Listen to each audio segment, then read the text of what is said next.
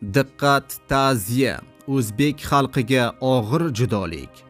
Barchaning ko'nglidan joy olgan xalq, el yurt suygan inson vafot etdi. Assalomu alaykum, hurmatli kuzatuvchilar. Siz ham o'z ta'ziyangizni izhor etmoqchi bo'lsangiz, video rolik ostiga like tugmachasini bosib qo'yishni unutmang. Diqqat qiling, O'zbekistonda xizmat ko'rsatgan fan arbobi Sardor Qodirov 86 yoshida vafot etdi. Sardor Qodirov 1940-yil 11-fevralda Toshkent shahrida tug'ilgan.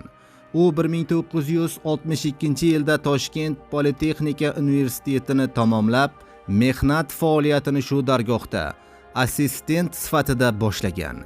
Keyinchalik Moskva avtomobil universiteti stajyor pedagog va aspirant bo'lib faoliyat yuritgan. Sardor Qodirov 57 yildan ortiq ilm pedagog faoliyati davomida ko'plab darslik va o'quv qo'llanmalari yaratgan. 40 ga yaqin risola, ochirik, qissa va romanlar muallifi bo'lib, uning ayrim asarlari xorijiy tillarda ham nashr etilgan.